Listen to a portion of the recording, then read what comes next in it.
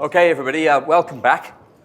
Last session of day one, followed up by a Q&A afterwards. We're going to look in this session at compliance, retention, the protection of the data. So, unlike before lunch, where we looked at the protection of the individual, the identity, and I intentionally locked out one of my users just because I didn't get to do that demo earlier. So this is a user Adele. She's blocked by conditional access. That's how it looks like if you're in the Teams web client. Whereas if you were in office.com, your sign-in was successful, but you don't have permission to access this resource. Okay? So that's the sort of thing that conditional access would kick in for you. Who remembers how long it would take before that would happen? Louder. 2 minutes of conditional access will kick in, but if you've still got a token, an hour. There was a couple of people. There was one there. There was one at the back. Somewhere over there. Okay. For those of you who haven't worked out what they are, okay, they're headbands. No, they're not. Okay. They're beer coolers, or the 1980s looking tennis. Okay. Right. They give them out at Ignite for beer coolers. They give loads of these out, not enough beer. That's why we've got plenty to spare. Okay. Okay. We've got loads of questions. We have questions afterwards, so we'll have them for questions in the Q&A as well. Okay. Right. So, data compliance or data protections, should we say? Because there's a whole bunch of different things that we can do. Steve mentioned in the exchange session that we've just had, he was talking about things like DLP and data holes and options like that that exist in Exchange Server on-premise. Exchange servers had the option to hold your data, the option for data loss prevention for a number of years. When Exchange Online was released, some of that functionality was immediately available, and then it became available for different options as time went on. So, for example, in Exchange 2010, and the equivalent to what was called Wave 14 in Exchange Online, to the original Exchange Online, there was a feature called legal hold, or litigation hold, the ability to hold all your data forever. So your mailbox will be on litigation hold, and the user could go and delete their data.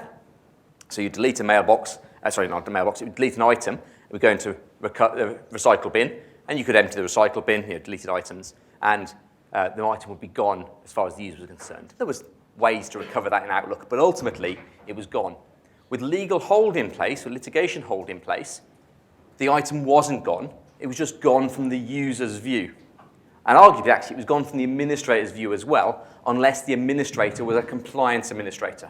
So there was a certain level of administration rights that were needed to be able to view this data after it was deleted. So you could distinguish between your, let's say, IT admin role, managing users and stuff like that, and your data admin role, where you could look at the data that was deleted, do searches against it, and so on. Okay. So a lot of the things that we're going to talk about here today, they can be set up by your admin role, but actually to look at the data, to see the impact and to see what it's doing, you've got to be a compliance administrator.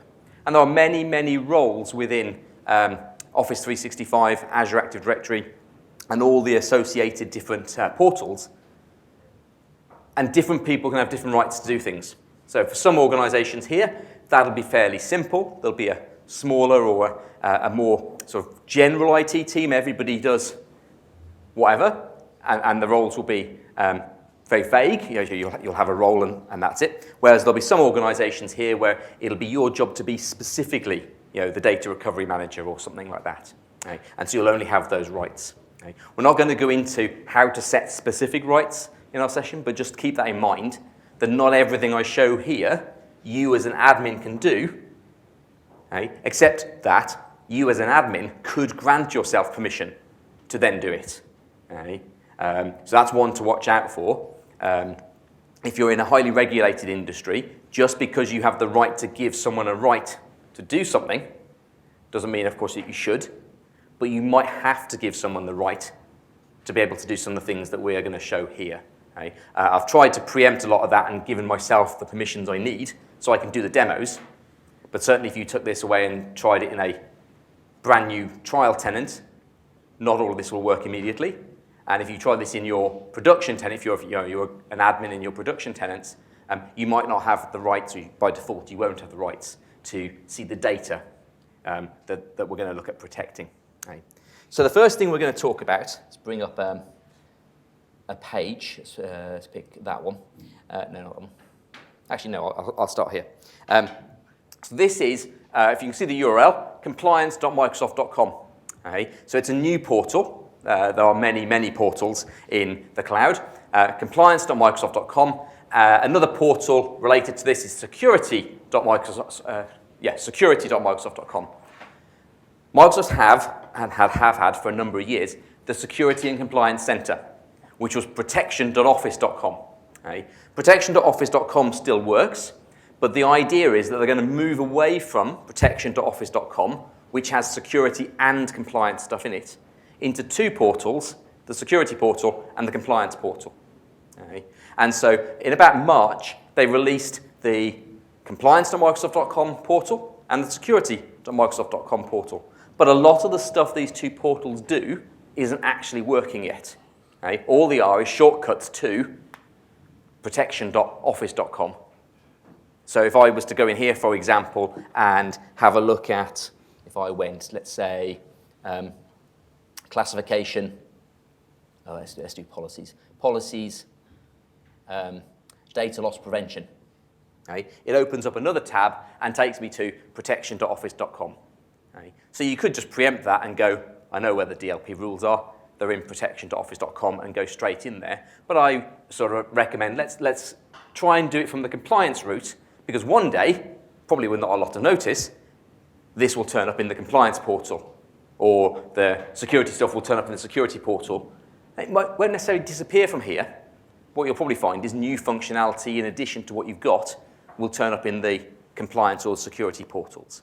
Okay. So although these demos, I'm just going to go to where I know they are, try and start from the compliance portal, try and start from the security portal, so that you keep up to date with what's available. Okay. So let's have, I know I went to DLP, I'll come to DLP later. Let's have a look at data governance and retention to start. Okay. The ability to protect my data in the cloud. We don't need to back up our data in the cloud from a classic sense of data backup. Okay. Data backup, extract the data, stick it onto something, I'll say tape, but we don't mean tape, of course, stick it onto something in a different location, okay, and then do that again tomorrow night, do that again the night after, and so on. Okay.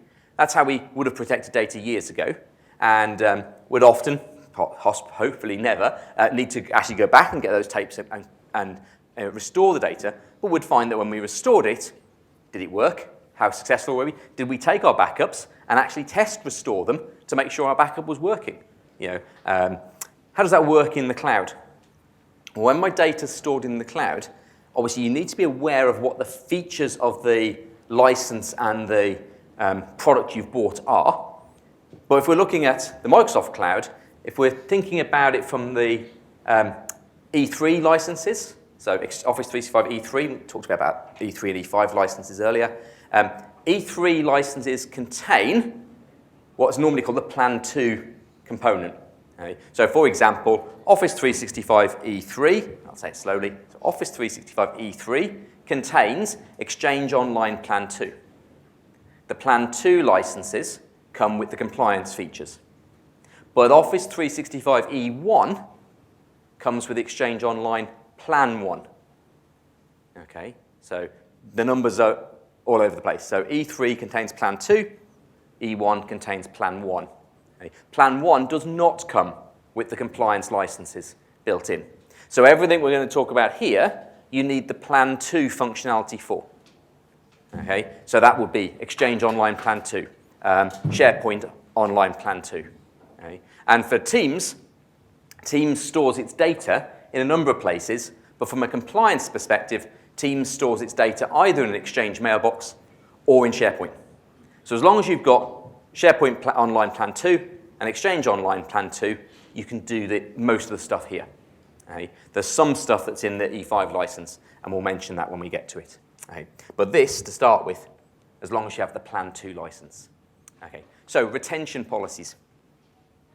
How do I force the retention of data, or how do I force the deletion of data given certain conditions? So let's start with data retention, because we were talking about backup. Okay? I want to make sure that the data that I write to the service is retained for a certain amount of time.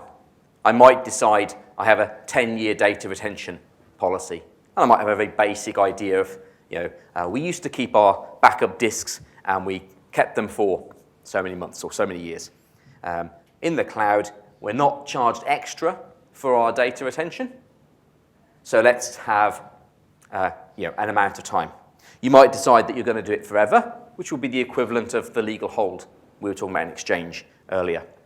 You might decide, I'm going to do it for a certain amount of time. Okay? So it's like legal hold with an end date. Okay. So how does that work for SharePoint? Well, how it works for SharePoint, which will be your files that you store in Teams, they get stored in SharePoint. How does that work for SharePoint? Well, SharePoint will store stuff in the SharePoint document library, and as you modify it, it will create a version. Okay? As you create a version, it will store those versions, because they're changed, in the retention hold. There's a number of different terms for the retention hold, but that's detailed enough for now. Okay? So as I make modifications to the file, there's a version, and from the user's perspective, they can go and pull back older versions to look at. So the user has the ability to do self-service restore if you want. So it's very easy to do self-service restore. In fact, if you're running the latest Office license, versions of Office, Word 365 Pro Plus, for example, in the title bar, you can click the title and it will drop down and it will show you versions. And you can open up another version straight from inside the application. It's really easy for the user to recover a version. If you're running the monthly channel, it's possibly in semi-annual now, but if you're running the monthly channel for Word, Excel, and so on, it's really easy to recover your data. Okay. The general idea behind the data retention, though, is I say, let's have a license, or let's have retained data for 10 years. And so I might make a retention rule that says I'm going to retain all data for 10 years based on, and I can either be based on when I created it or when I last modified it. So for SharePoint, for files, I tend to go for the last modify. I've got customers, they'll have made a spreadsheet, and the spreadsheet, the whole business runs around that one spreadsheet. And every day they add some new data to the spreadsheet. But the spreadsheet was created 20 years ago, for example. Well, you wouldn't want a retention hold against that item of data that was based on its creation date. Because let's say you had whole data for 10 years based on when it was created. It was created 20 years ago, and accidentally I delete it today. Okay, well, there's a few days before it actually really gets deleted, and we can go into those details in a bit. But generally speaking, what would happen there is there's no retention on that item, because it was retain it for at least 10 years from when it was created. Well, it was created 20 years ago, so I don't need to retain it. But that sort of document, and generally this does work for documents, I might say I want to retain it for 10 years from when it was last modified. So the file is modified every day. If it's accidentally or maybe intentionally deleted, okay, I've got a copy of that. For whatever reason I might need to keep a copy, I've got a copy that I can recover for the next 10 years, because it was 10 years since it was last modified. On the other hand, chats in Teams, emails, they don't tend to have modification dates. An email arrives. Okay, yeah, they can get modified, but they tend not to be. Chat messages, you write them, and then you write another message. You don't tend to go back and edit the message. You might go back and delete it and so on. So they don't tend to have the concept of when it was last modified. So for team chats, for emails, you might have a retention policy that really is on creation. And from an email perspective, on creation is the arrival date. So when it arrived within your mailbox, that's the creation date of that item. So it's not when it was sent, but when it arrived, but they're usually not much different anyway. Okay.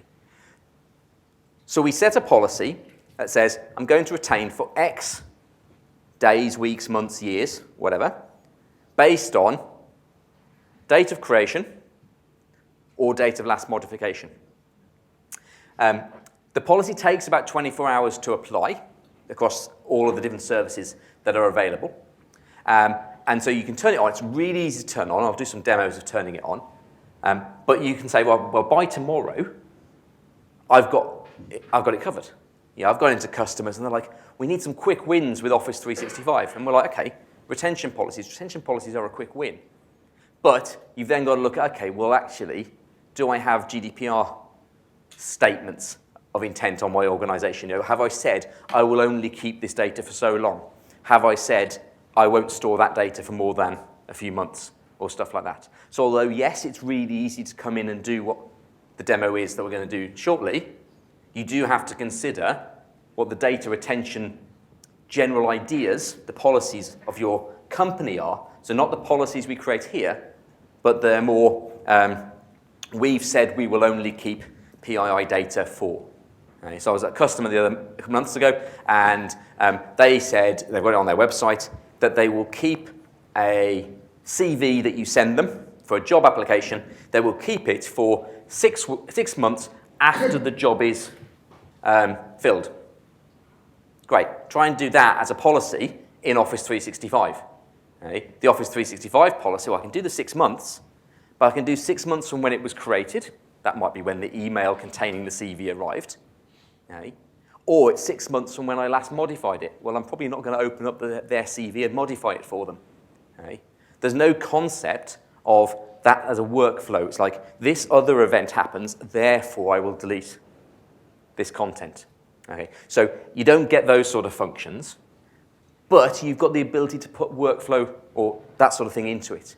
So for example, and this is newer to Office 365, so less likely that you may know this, you can now do labeling and have a retention policy based on a label. Now, the way that works is rather than it being deleted based on modification date or when it was created, the user, if you have the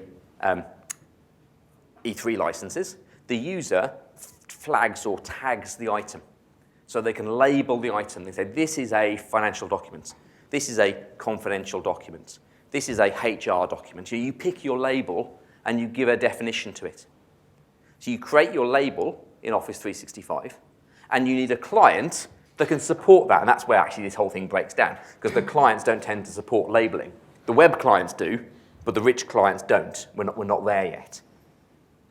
But the idea goes that I take the document, let's say that CV that we were talking about, and I might label it as CV.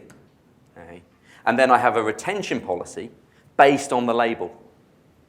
Okay? So rather than going, okay, all my data will stay for 10 years, I might have all my data excluding this set of labels, or all my data excluding these document libraries, or all my data excluding those mailboxes.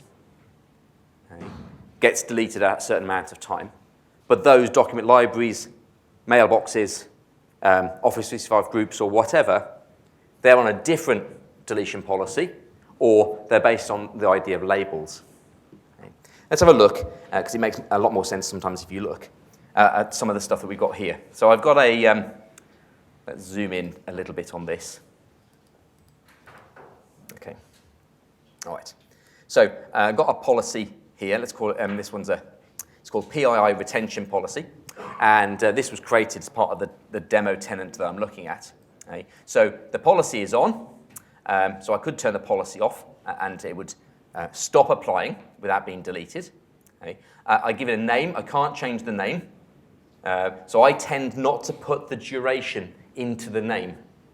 So if I said keep all data for 10 years as my name, well, I could go and, I can't change the name, but I could go and change the duration later, and that sort of puts a sticker on the name as well. Okay? So I tend not to put, I tend to recommend don't put the duration into the name, but a name which you can't change the name. But everything else you can change. So there's the description, what it applies to, and then the actual settings of it.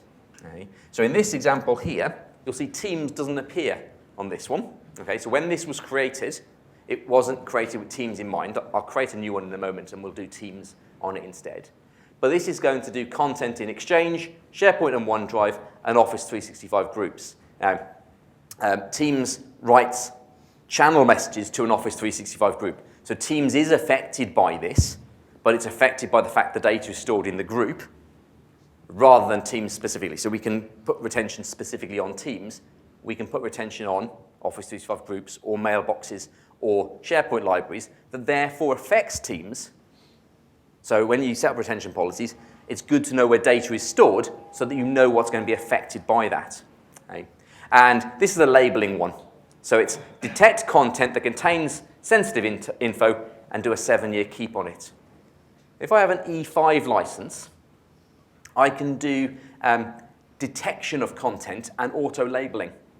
So I could set rules for the label. So for example, I could say, if the document contains the word official sensitive, that'll be a UK government classification. If the document contains the word official sensitive, then mark it as official sensitive and keep forever, for example. Okay? And so the user doesn't need to go and tag the document as official sensitive. It becomes official sensitive because they wrote the words official sensitive into the document. Okay? And you might have rules, it's like official sensitive with a space between, or official hyphen sensitive. But if the document had the word official up here and sensitive somewhere down here, it wouldn't fall into that rule. It wouldn't be the word official and the word sensitive. It would be the phrase official sensitive. Okay? And you can have much more complicated rules than just the existence of a string. Okay? That would auto tag the message if you've got a high enough license, if you've got the E5 licenses. If you've only got the E3 license, the user would have to flag the message. But when they labeled the message, when they labeled the document or whatever, when they labeled the item, that would get the retention policy applied to it. So 7-year keep. Right. And we'll come and have a look at building one of these out in a moment. But what does that actually mean in terms of 7-year keep? Well, what it means is, if I do nothing to that document, if I don't delete the document stays in its repository, be it an email or a Word doc in SharePoint or whatever. Okay? The document will just stay there. 7 years will come by and go away again. The document is still there. Okay? Retention only applies if I actively delete the document. Okay? So I come and delete the document, or I delete the email, okay? And I had one that said, keep for 7 years from date of last modification. So let's say, for example, I modified a document on, let's say, the 1st of January. Let's keep my dates simple. So I modified a document on the 1st of January, 2019. So today, we're about 7 months away from having modified it. 7 months will do. Okay. Let's say I had a retain for 1 year from date of last modification. So on the 1st of January was the date of last modification. Today, July, I delete it. Okay. The document will stay around for a further 6 months. Okay. Because the 1 year retention expires 1st of January 2020. Okay. The retention doesn't expire in July 2020. It was retained for 1 year from date of last modification, not retained from 1 year from when I deleted it. Okay. So for example, if I deleted it on the 31st of December, it would be retained for a day. If I deleted it on the 2nd of January, it'd be retained for 360-something days. Okay. Because it's retained from the date of last modification. So if I delete the document today, I've got 6 months to undelete it, to recover it. If I do an e-discovery search and I'm going looking for stuff for whatever reason, I can recover it for the next 6 months. But come the end of that period of time, that item will get deleted. Now there's a window, depending on whether it's Exchange or SharePoint or whatever, there's different windows of different amounts of time. That document will hang around for a bit. So with OneDrive and SharePoint, it's 93 days. Okay? And so sometime in that 93-day window, it will be gone, not to be recovered again. Okay? So sometime February, March, next year, that document that I delete today is gone and I can't recover it because I had a 1 year retained from when last modified. On the other hand, if the document was created 20 years ago, and I had a retain for 1 year based on creation date, and I delete it today, it goes immediately into that 93 days. It's almost gone. So by the end of the summer, it's gone, and I've got no recovery. Okay. So you have to take into mind it's not the date of deletion, but it's the policy on the document that affects how long the document's going to hang around for. So if I never delete that document, it's not going to disappear. Retention policies hold data for a period based on when I delete it, because I've deleted it, based on when I either created it or based on the last modification. Okay. So if I never delete the item, it never goes. Okay. On the other hand, I can have deletion policies. Deletion policies actively delete. Okay. I've got customers who are like, we keep stuff a year and that's it. Okay. If we want to make this an official record, we store it somewhere in our official records database.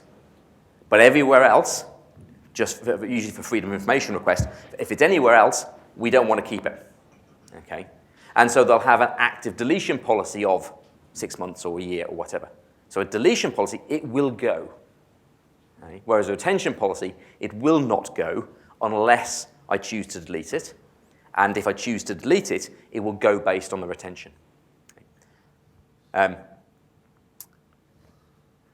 And then the last thing in that is keeping, is what data source that applies against. So let's create a policy, because that can make a lot of, help cement a lot of stuff we've just done.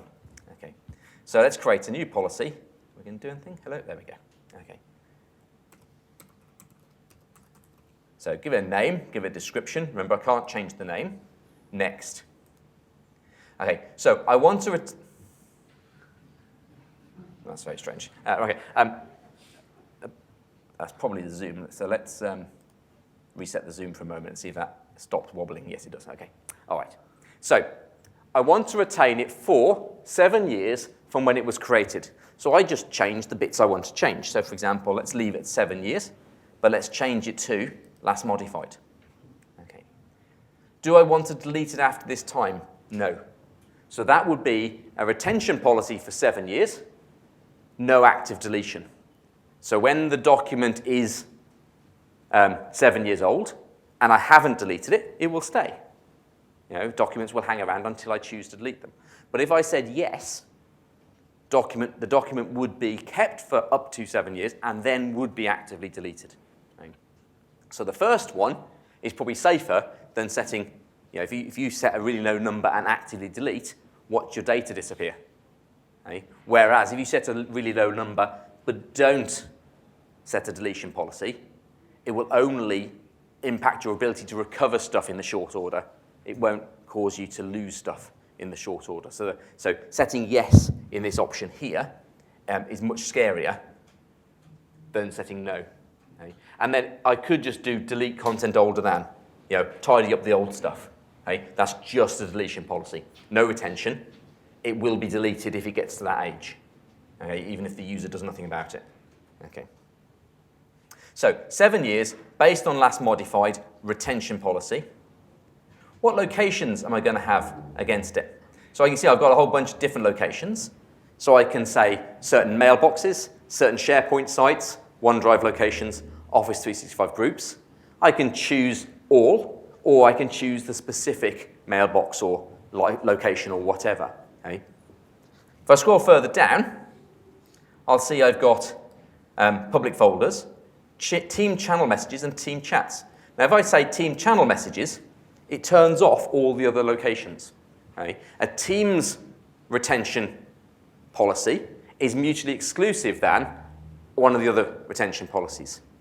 Okay. Apart from the fact that I can do the chats as well at the bottom, I can turn both those on in the same policy. But I can't have, let's say, Teams, and Exchange. If I turn Exchange on, it's going to turn off Teams. So if you were looking for, let's say, a quick win in Office 365 and go, let's protect all our data 10 years, okay, you probably end up with two policies. One that does all of your data sources apart from Teams for 10 years, and then another policy that does Teams for 10 years. Okay. And then you go, okay, if anything gets deleted by mistake, we've got a copy for 10 years. We're sorted. That's your easy one. And then you go and look at the real detail and what your GDPR rules say and what you've promised other people you'll keep or not keep data for. And then that's when you tweak these rules. Okay. So I'll leave that one as Teams. I can edit everything. Here I can change the name until I click Create. Okay. After that, I can't change the name. Okay. And it'll take about a day to apply. Various things in the background pick up these settings and then apply them to the services. And so they say, give it a day before it's, you go off and test it or so on. Okay. So I take the Evolve demo and scroll right down to the bottom. I've got one new option down here at the bottom. I didn't get this option in creation. Okay. It's called Preservation Lock. Preservation Lock stops me making any change to the policy from that point onward forever, even if I'm global admin. Okay. With one exception. I can store stuff for longer, but I can't store stuff for less time. Okay. I think it's Sarbanes-Oxley, US law. Okay. There's a requirement in US law that you have preservation holds, data holds, that the administrators cannot change when they're turned on. Okay. If you're not subject to Sarbanes-Oxley, don't turn this on, okay, because you'll find you can't turn off the policy afterwards. It's going to apply. Okay. All you can do is make it longer. You can't make it shorter. Okay. So you can't weaken the policy or remove it. Okay. So that one's one to be very careful about. Okay. So you create your policy, and as I say, it will come off and it will apply over time. And actually, let's go back into that one. And if I clicked Edit on this one, for example, there we see it's got Teams. So because I chose Teams in creation, I can't now change it to Exchange. But when I created it, I had a whole choice of which data sources I wanted to protect. Okay. But once I've committed it as a Teams policy, it's a Teams policy. If I opened up one of the other examples I've got, it had all the others, but it didn't have Teams. I couldn't make them into Teams policies. So that would be, and it's relatively easy. It's not a complex process to go and create a very basic, time-based policy. So, how do these retention, do they care about licensing? So, I mean, we haven't looked at this for years, and back when we did Exchange Online, we didn't put litigation hold on the actual mailboxes. okay. Because obviously our shared mailboxes aren't licensed, so we can't technically litigation hold them. Mm-hmm. So if I was to do this in the type of Exchange and say all, what would it? Okay. So the question is, does this care about licenses? Okay. Yes and no is how it cares about licenses. Some of this is on a basis. Okay. So if I set this and say everything, okay, some of the stuff like SharePoint, it's going to keep it. Okay? Even though it was created by someone who didn't have a compliant, a P2 license. When the license is specifically assigned to a person, though, so a mailbox, okay, then it will matter what license they've got. So, for example, if you want to do compliance on shared mailboxes, the shared mailbox needs a license. Okay, and it won't work otherwise. Okay. Behind the scenes in all this, there's different processes that run depending on the service. So for Exchange, it's the MFA, I can't remember what it stands for at the moment, but there's a process behind the scenes, managed folder, something like that. The MFA. MFA runs in the background, okay, and it's sort of like guaranteed that it will run at least once every 7 days against your mailbox. Okay. So things like delete content within a day, you're not going to guarantee that a day will work because it might not actually run the thing that actually cleans up your mailbox every day. It's not a real-time type thing. But if you go keep for 10 years, well, it might be 10 years and 4 days sort of thing. So yeah, so don't expect it to be exactly. But MFA won't run against your mailbox if your mailbox doesn't have the license for it. Safely put the policy in, and if I'm not licensed to share mailbox, it just won't do it. That's right. It just won't do it. Okay? But then although you've got a policy that says protect all, you need to know it's not all. Yeah. Okay. And then there's other processes that run in the background for SharePoint and OneDrive and so on. Similar ideas. They'll protect everything and then look to see what needs, does it need protecting and so on. So for example, within SharePoint, if you say, keep all data that has the word Contoso in my company name, for 7 years, when you go and actively edit a document or you delete a document, it will keep a copy of the document in the preservation library. Later, it will look to see if your word is in there. Okay? So when you trigger the cause of retention, as in I'm going to delete or I'm going to modify the document, it doesn't look then to see if the document needs to be protected or stored. It will just protect or store it. But sometime in the next couple of days, it will go, oh, that actually doesn't contain the word Contoso, I can delete it now. I don't need to keep that copy. Okay? Whereas that's probably just a performance thing. Okay? And that's less important. That's just how it works. You don't really need to know that. Okay? So from a user perspective, I've got retention. I can do retention based on dates, like the demo I've just done. Or I can create labels. That's actually the Activity Explorer. I can create labels, and then I can get users to assign labels by hand. And in a label, I can have a retention policy against it. Or I can have labels with rules, and I can say if the words match the label, then you will label it, and then the retention applies. How does it handle conflicts between those? How does it handle conflicts? So let me get this right. If you have two policies, let's say one that says delete, or one that says retain for 5 years, one that says retain for 10 years. Okay, is that the sort of thing you mean? Yeah. Yeah. You have a deletion policy that's clashing with a retention. Yeah. So retain for as long as possible, delete as quick as possible. Okay? So if you had a retain for 5 years, retain for 10 years, delete after a week, okay? It will retain for 10 years and then get rid of it within a week. Okay? So retain for as long as possible. So the retention policy is always on. The retention policy is always honoured. Yes, if you say keep 4, okay, and you also say delete less, the delete won't apply, okay, because the retain wins. Okay? But what that means, though, is let's say you had a retain for 5 years, delete after 6 years. Okay? So retain for 5 years from whatever trigger, on creation or on last modification, doesn't matter. Retain for 5, so you'll keep it for 5 years, okay, as long as you actually delete it sometime in that window. Keep for 5 years, delete at 6 years. Okay? Well, that's going to delete it a year later. Okay? It's not 6 years after the modification. So it's not 11 years in that example. Okay? So it was, let's say, delete document, or sorry, retain document for 5 years from date of modification. That's one policy.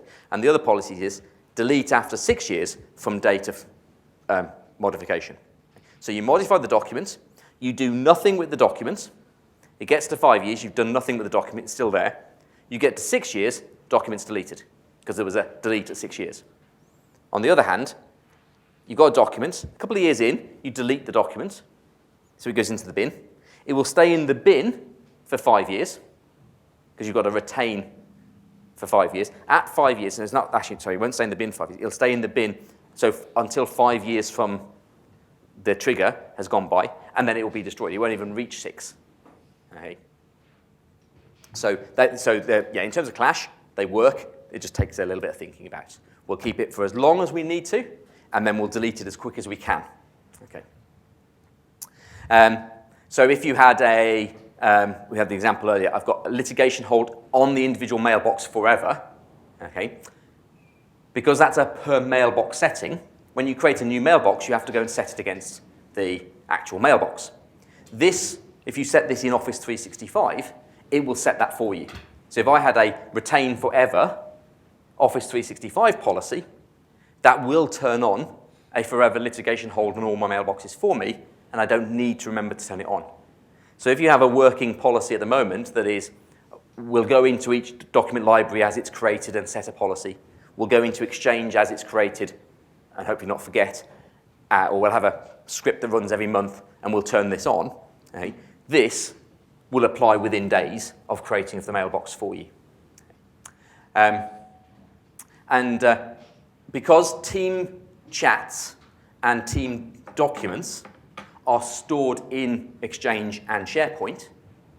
It's the Exchange and the SharePoint policies that apply as well. Okay.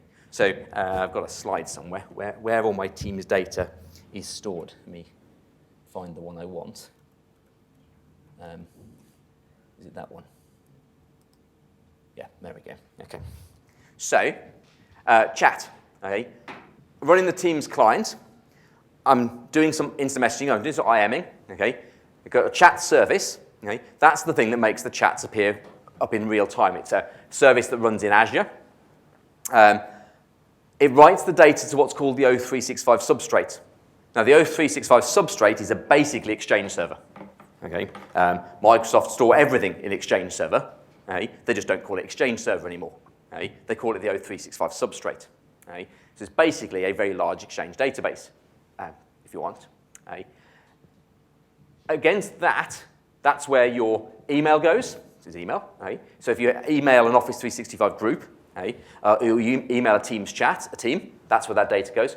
One-to-one chats, they go into the mailbox of the person doing the chat. Okay?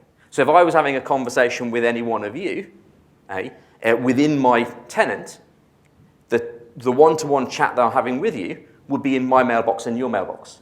Okay? There's a hidden folder inside my mailbox called Team Chats. If you open up your mailbox with MFC Mappy, you would see it, for example. If you do a discovery against a mailbox, you'll see these items in the Team Chats folder. It's a hidden folder. There are loads and loads of hidden folders within your Exchange mailbox. Okay. Group chats, one-to-many. Okay. If that's in they're stored in the Office 365 group. Actually, no, correction, that's where the channel messages are kept. Group chats, one-to-N, one-to-many people, okay, they're stored in the individual people's mailboxes. And if it's a team chat, it's stored in a channel called channel message. It's stored in a channel. That's stored in the Office 365 group mailbox that belongs to that channel that's spun up when you create that team. Okay. So that all goes into Exchange. Files I create, they go into the SharePoint library. And we talked earlier today about private channels. And private channels will make another SharePoint library, okay, rather than having a mess of permissions within SharePoint. Okay. So things like OneNote, OneDrive for Business, so on, stuff goes into SharePoint for that. Okay. Third-party add-ons to Teams don't fall into any of this. So if I add in a third-party add-on in Teams, data retention is based on whatever the third party is doing. It's not valid for this. Their data is stored. It may not even be stored in the Microsoft Cloud. Okay? So when you add third-party services in, keep in mind that the retention that you've created only applies to what they call first-party services. Okay? Third-party services, the third party may or may not have a retention policy in their service. Okay.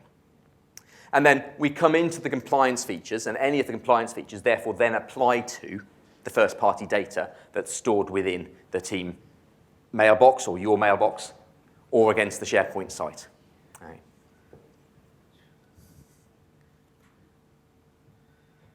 All right. Another one we can do in terms of retention, because actually retention is quite hard to demonstrate. I can turn it on. You know, I can wait a day. I can delete something, and it disappears. And you're like, yeah, it's been deleted. That's what's supposed to happen. Okay? But then I wait a bit longer, and then I go in and do a search for it, and that's when I see that it's still around. Okay? But actually, it will still be around anyway, because it's probably gone into a user's bin. You have to wait quite a while to prove that it's still there. Okay? So things like demoing retention policies or doing proof of concepts on retention policies, where you've got to retain for 1 week, doesn't really do anything. But then retain for 10 years, you're not going to run a pilot for 10 years to make sure it really got deleted at the end of the 10 years. So it's quite tricky to do a good demo with retention policies. But it's quite easy to turn it on and go, right, that's on. That's working. There's not lots of bells and whistles to it. It's not hard to get right. Okay? But the only thing you can really get wrong with it is either you set a active deletion policy on a low number, okay, or you set something that's contrary to your GDPR requirements. So it's not wrong, as per se the cloud might say, but it might be wrong to what your industry so requires you to do. Okay. Let's have another look at another data protection that we've got. Data loss prevention. So data loss prevention was in Exchange Online, and is up in the cloud. And over time, Microsoft have added it to other services as well. Okay. It takes a couple of hours for a data loss prevention policy to kick in. If you're running a rich client like Outlook, it takes 24 hours to apply to the client. Okay, so it takes a little bit longer to apply these policies into the client, Excel, Word, Outlook, and so on. But you can do them into Teams a lot quicker, especially if you use the web clients. They tend to work much quicker in the web client.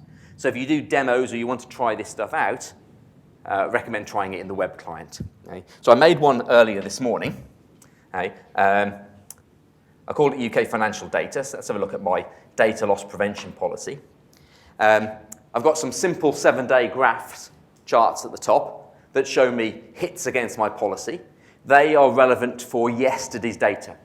So you'd have to come back tomorrow, most of you are, hopefully come back tomorrow for the other bits of the Teams thing. I won't be here tomorrow, so I can't show you what this would look like tomorrow, although you've got my tenant tomorrow, haven't you? So you could open this tomorrow and prove that the data is there's a 2, or whatever it is, on the DLP policy. Okay? So the reporting is next day. It's not real-time reporting, but it's real-time blocking or real-time restrictions from the user's perspective of this. Okay, so I've got a policy. It's enabled. Status is on. I didn't give it a description. It's going to apply to Exchange, SharePoint, OneDrive, and Team Chats. So unlike retention policies, DLP policies can apply to everything in a single policy. And then for a policy, I can do, out of the box, if I just run the wizard, I can do what to do for low volume of content and what to do for high volume. By default, low volume is 1 to 9 instances of the thing that I'm looking for, and high volume is 10 or more. Okay. So I'm going to show you what the policy currently has, and then I'm going to demo it. So apply to everything. Let's click Edit, and have a look at the policy settings. So I've got low volume, both are turned on, both low and high are turned on. For low volume, let's see if I can make this a little bit bigger without it wobbling again. Okay. So low volume. Now I've changed what would be the normal rule. Normally it says detect contents that are shared with people outside my organization. Okay? But for my demo, I just want to share it internally, just to get the thing to work. It's easier to send a team chat to somebody else in my tenant than it is to send it outside, just for purposes of the demo. But normally if I ran the create a new DLP rule, it defaults to outside. Okay? But I can change it to inside, okay? Or both. You pick a sensitive data type. There's about 90 different data types in there. You can upload template documents. So for example, let's imagine you're an insurance company and you've got a standard form that someone might fill in, okay, for buying insurance or whatever a broker might supply. And so you've got a document that has a certain structure to it. Okay? You can upload the empty document to Office 365 and it will basically do a fingerprint on it. It will say, okay, that's what the document looks like. Then, if you upload a filled-in version of the document, well, the filled-in version is only about 5-10% different because all the forms and the boxes and the layout is all there. Okay, it's now got the data. It's now an important document, but actually, the words, my name, my address, and so on, that's a small bit of all the data in the document. So I can upload these empty templates and say, I want to make sure that I can't email or I can't share that form when it's completed outside the organization. Okay? And so it will do a thing called confidence. I'll upload the filled-in document and it will go, okay, it's slightly different than the empty document, so I'm 90% confident it is the empty document with a bit of data in it. And I might say, well, if I'm 75% confident or more, I'm going to block it. So confidence comes into a lot of this as well. For example, I could have a credit card number. In fact, this demo here is going to rely on credit card numbers. I have a credit card number. Well, a 16-digit number arguably could be a phone number as well. You know, how confident am I that the telephone number, it's not a telephone number, it's a credit card number? Now, it's more than just string matching. Okay? There are rules that define credit card numbers. Okay? So it has to match that rule. from a credit card perspective, it's called the Lund 10 algorithm. It has to pass the Lund 10 algorithm. Okay. I had a client who phoned me up once and said, we're trying to do DLP testing. It's really not working. And he said, I sent you an email. I'd seen the email a few moments earlier. He says, it's got a whole bunch of national insurance numbers in it. You shouldn't have got it because we've got blocks saying no national insurance numbers going out. And I said, where did you get the national insurance numbers from? He went, I made them up. I'm like, well, that's why I'm getting them. They're not national insurance numbers. They look like national insurance numbers. 2 letters, 6 digits, and another letter, because reading his own off in his head. 2 letters, 6 digits, 1 letter. But actually, that 1 letter, there's a whole bunch of rules that determine that 1 letter. There's only about 5 letters, I think, that last letter can be. My client was doing, 2 random letters, 6 random digits, and a random letter. That's not a UK national insurance number. And so it was coming out. Okay? So I said, well, try the email with your own national insurance number. He was like, oh, yeah, that worked, he said. Okay. So it's not just string matching that's going on. It's a bit more intelligent than that. So in this example here, I'm going to demo with a credit card, but we've got debit card and SWIFT code, so banking type stuff. Okay? And I'm going to notify the user with a policy tip, or if it's an email, I'm going to tell them in email. Okay. If it's a high volume, scroll down a little bit, okay, and if I clicked edit rule, I would see there, it would say 10 or more instances of, okay, where low was 1 to 9. So I might decide that actually high is 5 in my organization. I'd run the wizard, it would make high equals 10, I would go and change high to equal 5 with that 80% confidence. I might want to go high is 5 with a 90% confidence. So I can tweak a lot of the settings.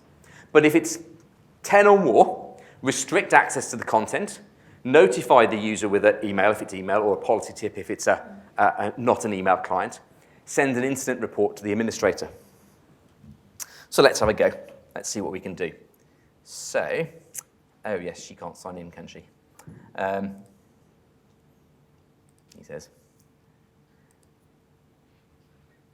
Let's turn off the conditional access rule that blocks Adele from doing anything. Should have done that one earlier. Off. Okay, all right. Let's try in this. So this is Teams. I'm signed in. Let's go and reset the size on that. I'm signed into this one as the administrator. And I made it earlier. Let's kind of scroll down there. So earlier on, before the rule kicked in, Adele sent a credit card in Teams. Okay, that's that's not a valid credit card number. It passes the Lund 10 algorithm. So it's a good one for testing. 4 and 3 ones, then 4 ones, 4 ones, and 4 ones. The other bits don't matter. Okay? But what it's doing is it's looking for, in this case, a 16-digit number, Lund 10 rules pass, and other bits of confidence. So nearby is the word Visa or MasterCard. Nearby is CVC or CV2, the card verification code that you get the 3 digits on the back. Okay? And there's a 3-digit number nearby. Okay? So there's lots of stuff there. It's not just a credit card number. It's highly confident that it's a credit card number. Okay. So let's try and reply to Adele while the thanks. My card is also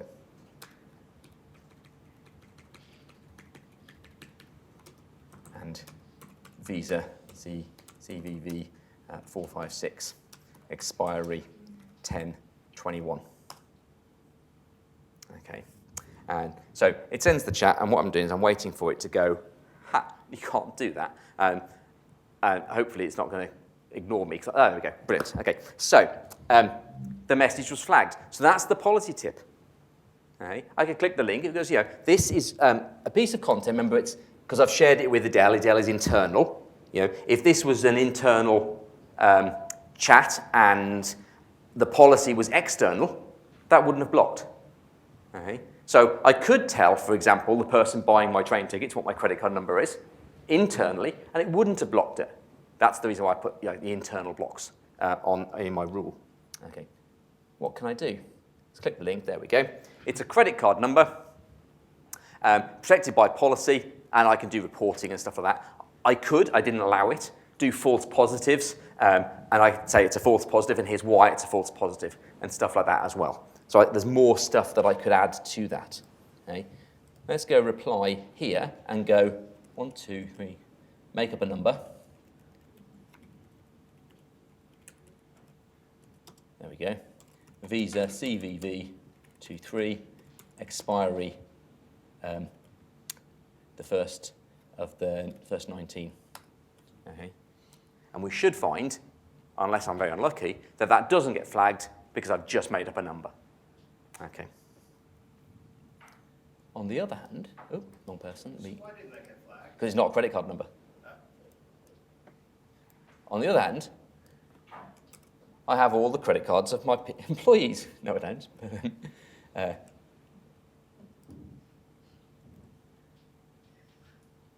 Let me paste Excel. Go on, there we go. Okay. Now this is the one I haven't tried. Okay. But there's 10 in here.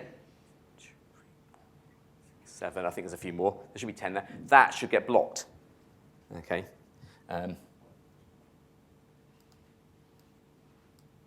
It might not.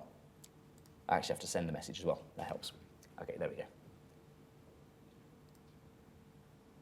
And it took about 5 seconds or so, maybe 15 seconds. Last time, bingo, there we go. Brilliant, that works. I like when demos work. Okay, so that was more than 10, or 10 or more. Okay? The confidence was, it was confident enough that they were numbers. Okay? All those numbers are, they're not real credit card numbers, but I did actually search the internet when I built that demo a number of years ago, looking for credit card numbers. Okay? But there are ways of making numbers that match the Lund 10 algorithm. Okay? So I know they all work. So for example, that starts with a 5, and the type's MasterCard. Visas don't start with 5, Visas start with 4. Okay? So if that was a number starting with 4 but didn't have the word Visa in it, it would have less confidence of being a hit. Okay? And I said there's 90 different data types out there. Okay? And that's just the built-in ones. Okay? I can go and write my own rules with regex. I can go and upload my own documents.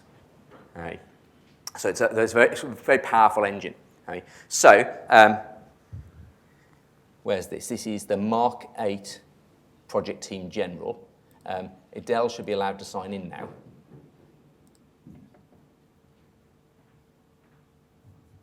Because I've taken away her... That number of hits, when does the counter get reset? If they're all individual messages, do they get through?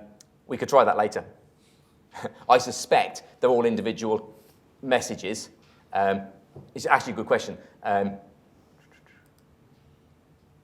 don't know whether, if I put 10 individual items in, it will go and block all 10. I've not tried that one. Okay. That's what Adele sees. Okay.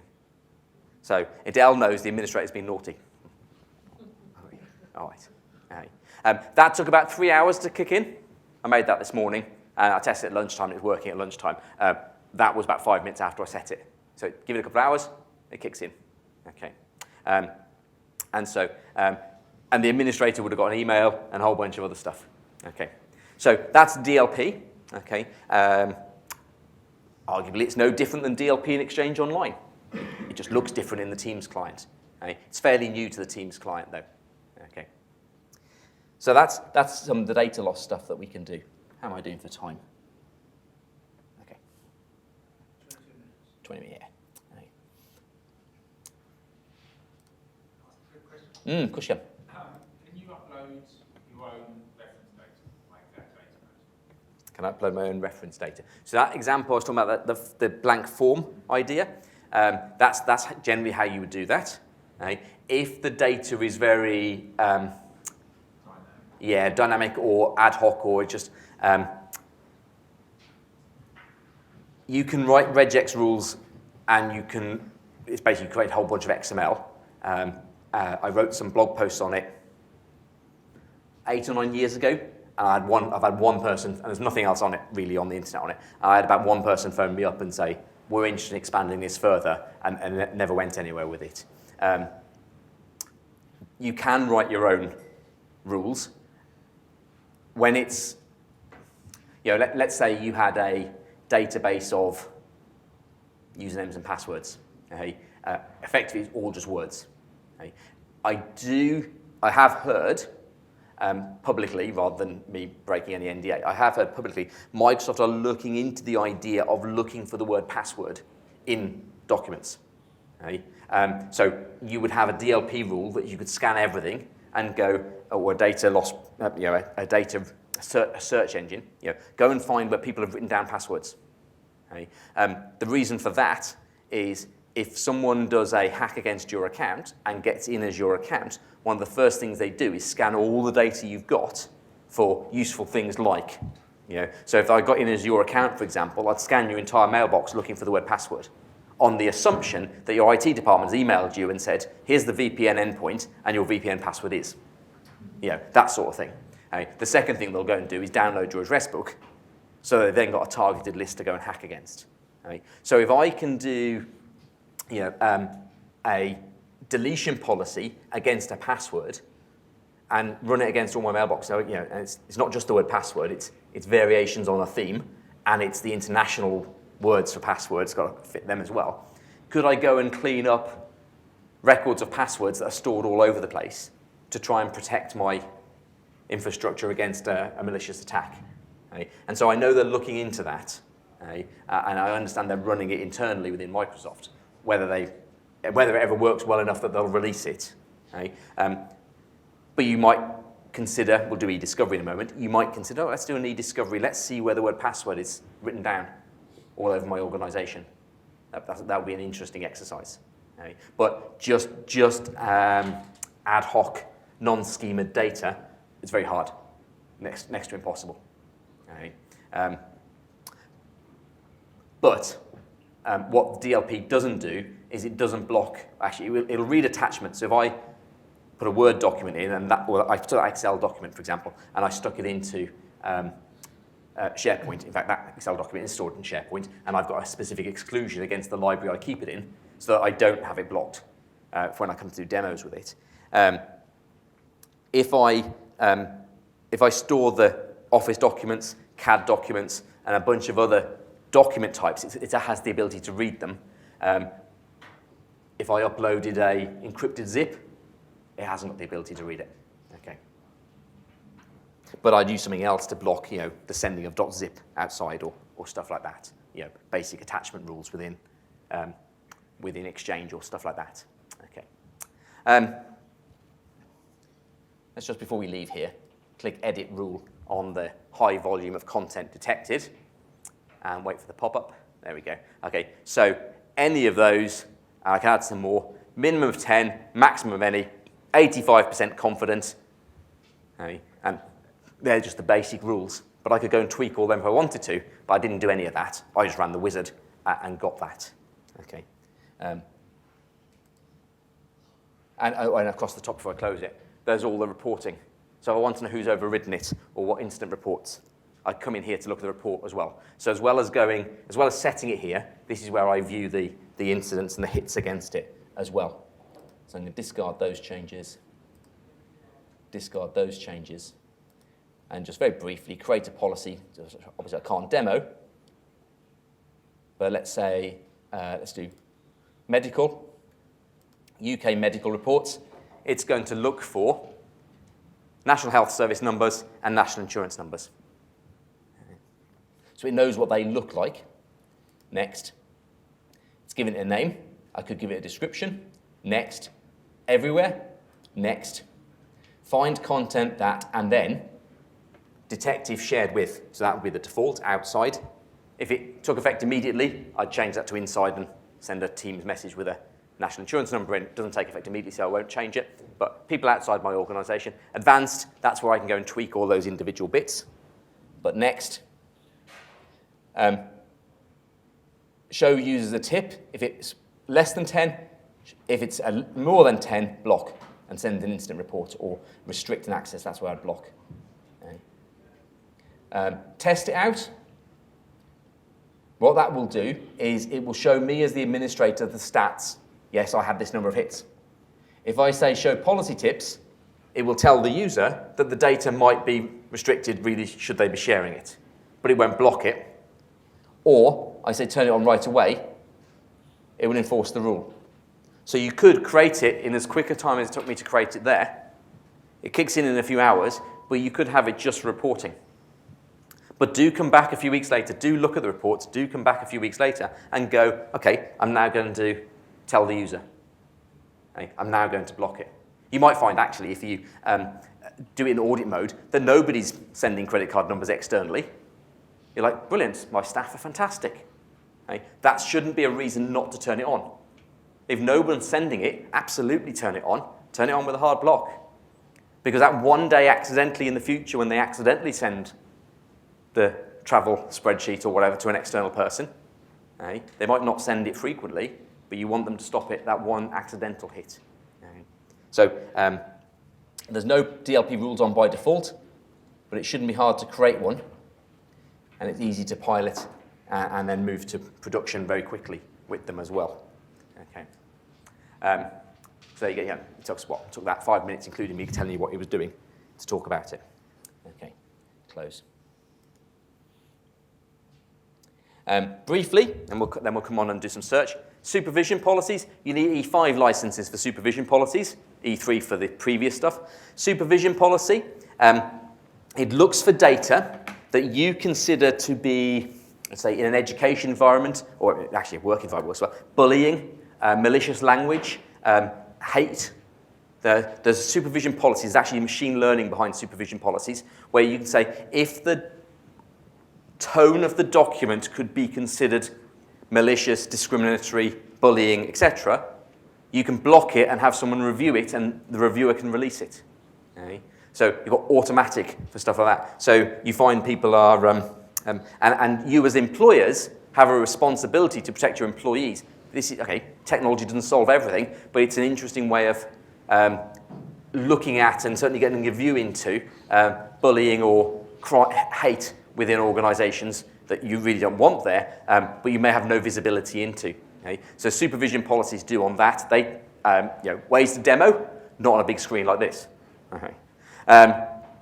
So I turned that on in my own company, and it's boring because nothing ever happens. Sure, the bigger the company, the more stuff you're going to hit. But you want the thing to be careful there is you want to make sure the people who are the supervisors are the people who have responsibility for that, not don't turn it on as an admin and then let the admin look. It's not the admin's job to supervise this. That's a HR responsibility. So HR look, but admin can turn it on. Okay.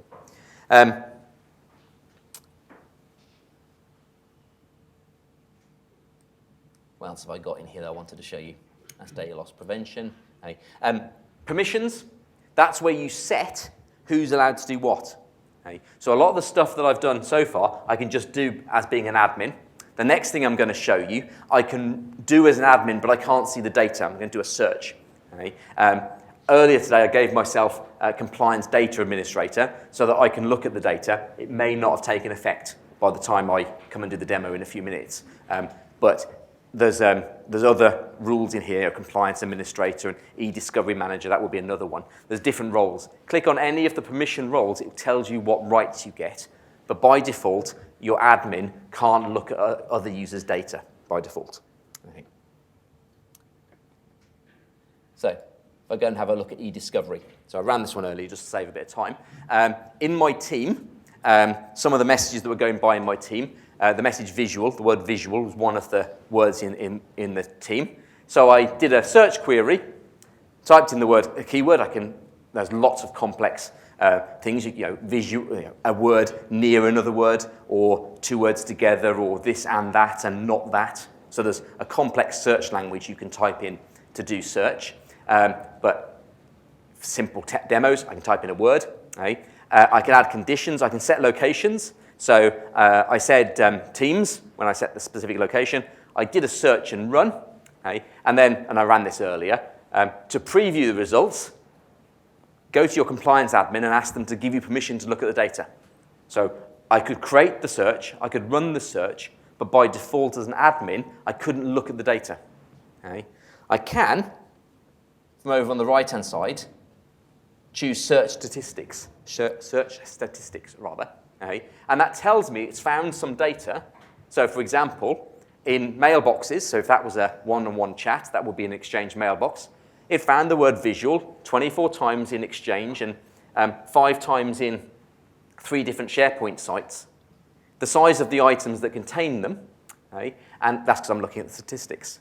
Now, a couple of hours ago, I ran this. So let's see if I go individual results and just hit refresh.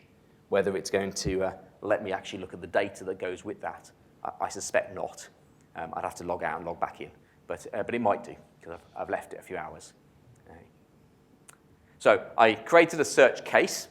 The idea for search cases is I can, as a compliance admin, I can create the case, and then I can hand the case over to someone else to look at the data. Okay. There doesn't need to be an admin to do that. The case contained one search query. So look at the results. And no, it still hasn't kicked in yet. So I can't see the items because I didn't give myself permission early enough and log myself out and back in again. But I could. We know by looking at the search statistics that there is data in there. Okay? So I could give this case to someone and go, your job is to go and review that. Does it contain confidential or secret or whatever, whatever reason I'm looking up that data for. Okay. I can also, with a search, this was just a search, go and search for it.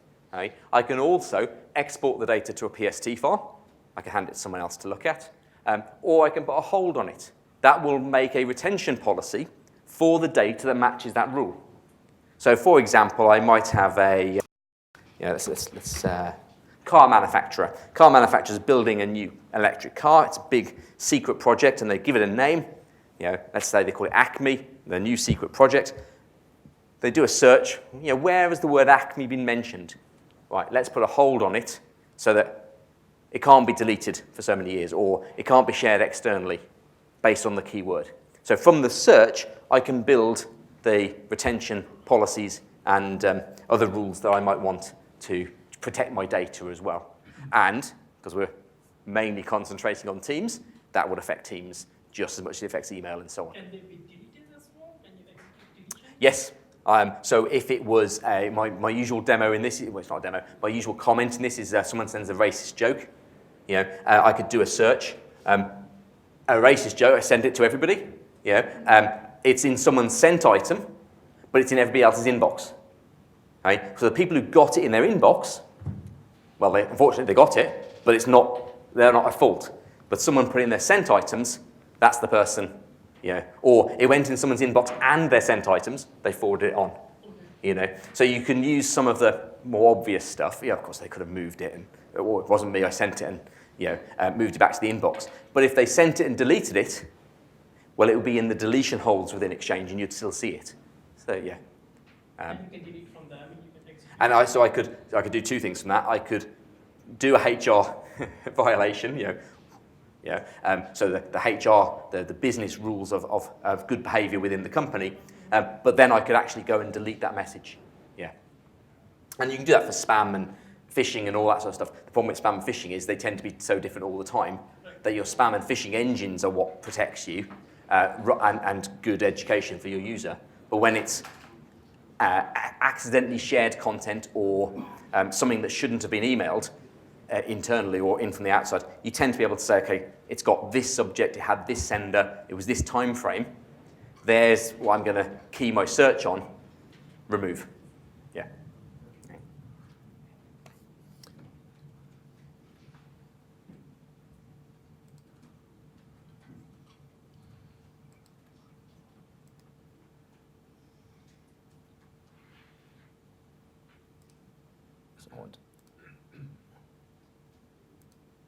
Oh, that's the one. Yeah, data privacy.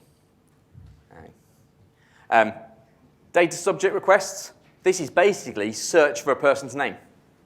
So if someone issues a data subject request to you, I'd like you to tell me where you've got my name within your data.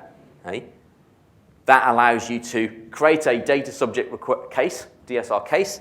It will ask you the name of the person raising the case, and then it will write out the search rule to go and find references to that person's name across your online data, or across your first-party Microsoft data anyway. And so if I open up this case, for example, and there's no mention of the person in it,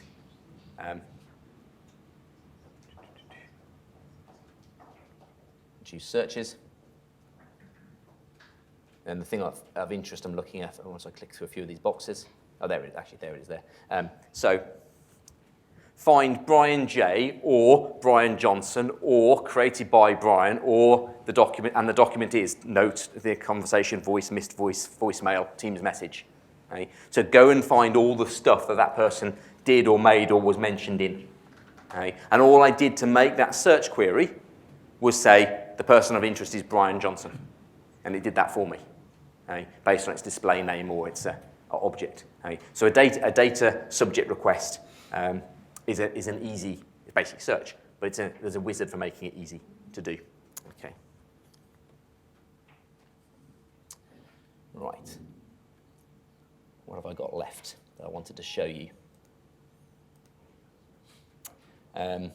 Data loss prevention, done. Archiving, just as it's on here. It's really easy to take a team and archive it. In other words, make it read-only. And then it's later really easy to unarchive it and make it read-write again. Okay? So the functionality exists within the product, basically to stamp it with an archive attribute, and you can't then write to it. Okay? There are also, it's not mentioned on my rough notes, you can do deletion policies for teams.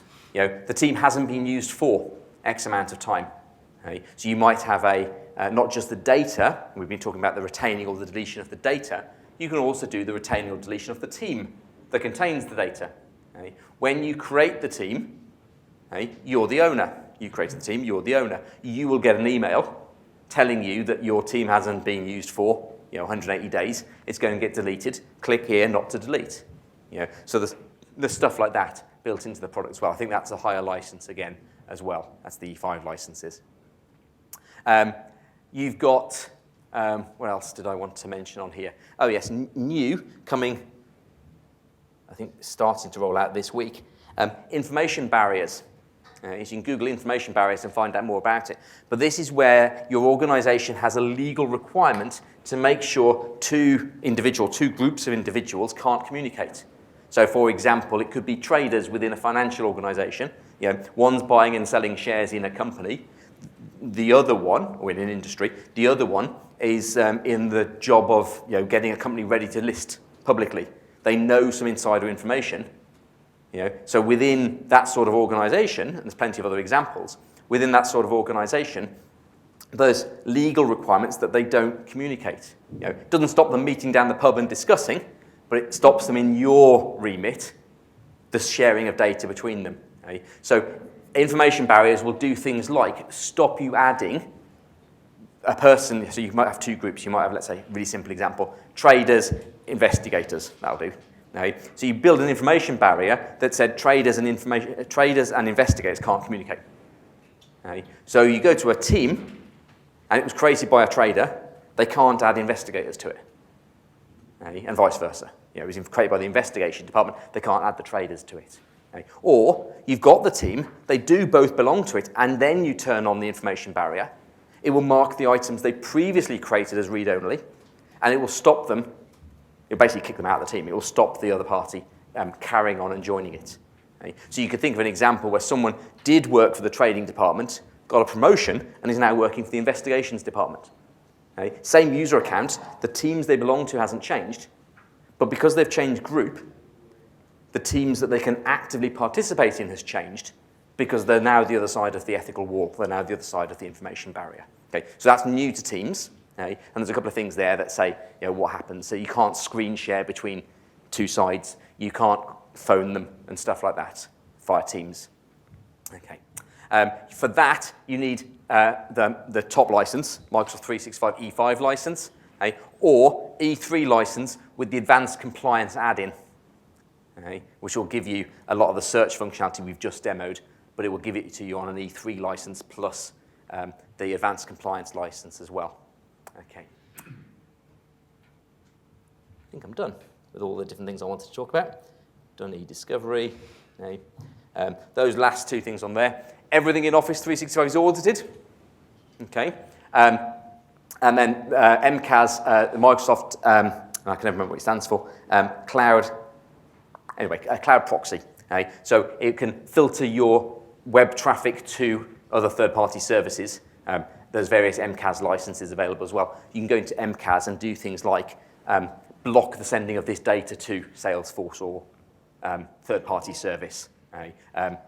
Less Teams, because Teams is a first-party client. This is more when you're talking to third-party services. So if you had tabs in Teams that went to third-party web services, MCAS could fit in as a proxy to block the traffic to those third-party services and implement blocking of data and so on as well. Okay, that's much more beyond the edges of Teams. Okay, so that says 4 o'clock, almost exactly.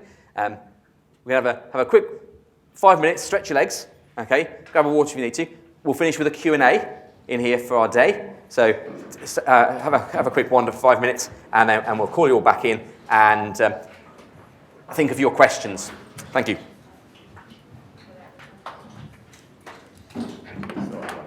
That came up when I was demoing Teams to one of our experts, was that they were like, what would happen if we were discussing potential promotion to Teams? Okay, so to the ExCo, well, or talking okay, who had discussions around within the team who should get promoted. Okay. And then at some point in the future, they make a decision if someone's Oh, I see.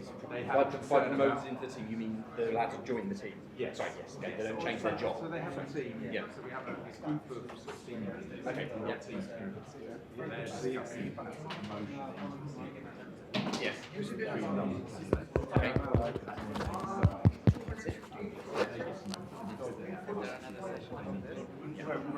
Q&A, I think very much you not Like,